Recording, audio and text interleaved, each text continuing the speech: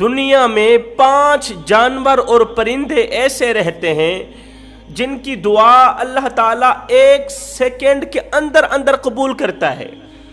دنیا میں 5 جانور اس طرح کے رہتے ہیں کہ وہ جن کے حق میں بد دعا کر دیں تو اللہ تعالیٰ ان کی بد دعا بھی فوراً قبول کرتا ہے۔ حضرت سیدنا سلیمان علیہ السلام کو پتہ چلا کہ ایک شخص نے کتوں کو زہر دے کر مار دیا۔ آپ جلال میں آ گئے، کون؟ حضرت سلیمان۔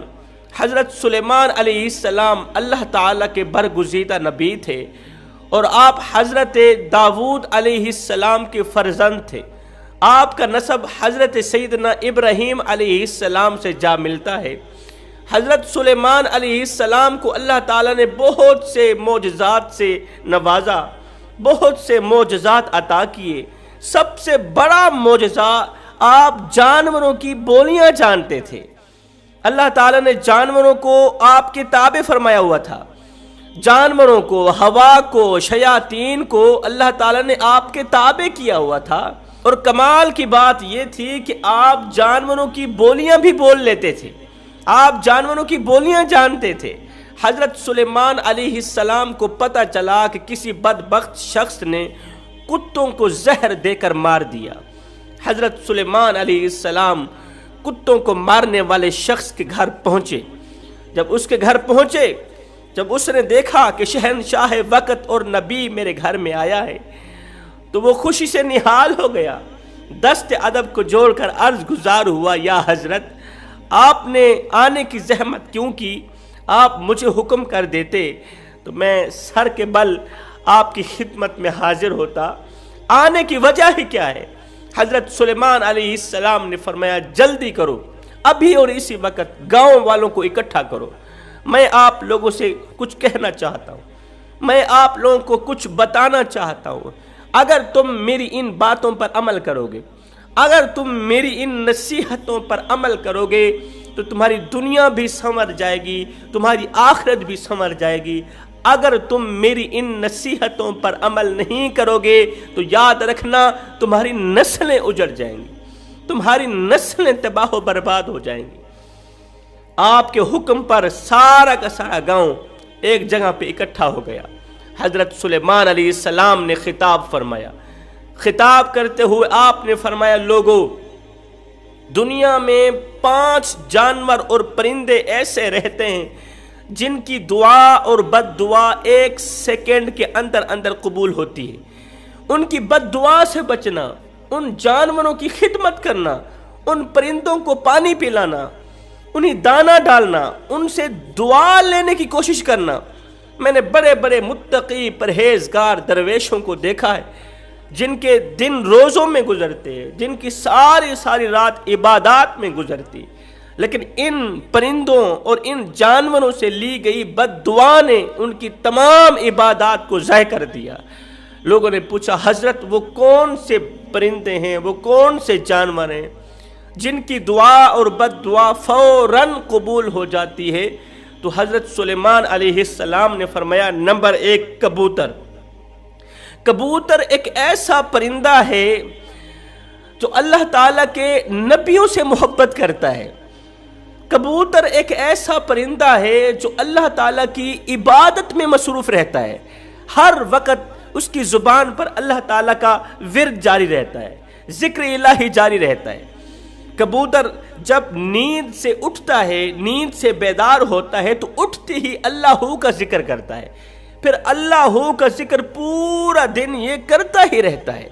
کبوتر جب پرواز کرتا ہے تو پرواز کرتے وقت بھی یہ اللہ پڑھتا ہی جاتا ہے، ادھر سے اللہ کا ذکر کرتا جاتا ہے، ادھر سے پرواز بڑھتی جاتی ہے۔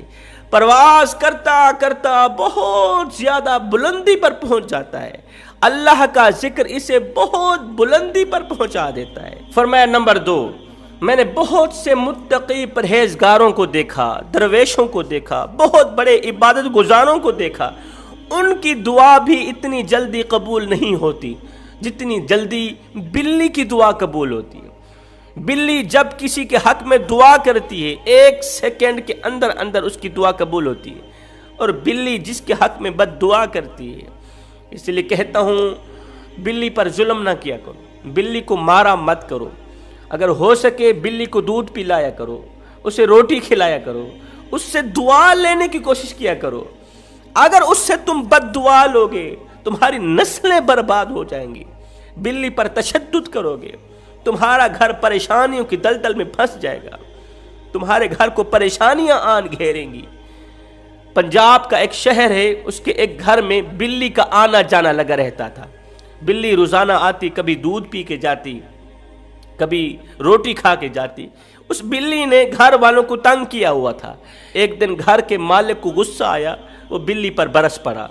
بلی کو اس نے بڑی مشکل سے پکڑا، غصے میں آگ بگولا ہو کر بلی کو مارا، پیٹا، اس قدر پیٹا کہ وہ وہیں بیچاری تڑپتی تڑپتی مر گئی۔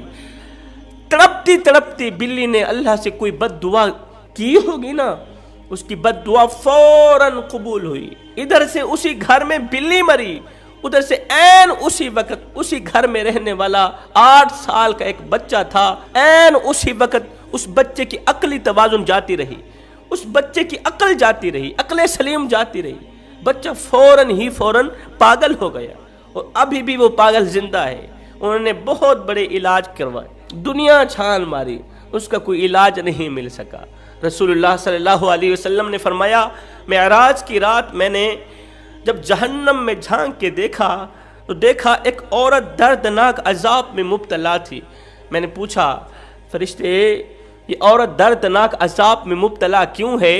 تو جبریل علیہ السلام نے مجھے بتایا، یا رسول اللہ یہ وہ عورت ہے جس نے بلی کو اپنے گھر میں اس حال میں باندھ رکھا تھا، نہ تو یہ بلی کو دودھ پلاتی تھی، نہ تو یہ بلی کو پانی پلاتی تھی، اور بلی وہیں پیاسی تڑپتی تڑپتی مر گئی۔ بلی کا پیاس کی وجہ سے تڑپنا اس کی تباہی کا ذریعہ بن گیا۔ بس بلی کی بد دعا نے اسے دردناک عذاب میں مبتلا کر دیا۔ فرمایا نمبر 3، چڑیا۔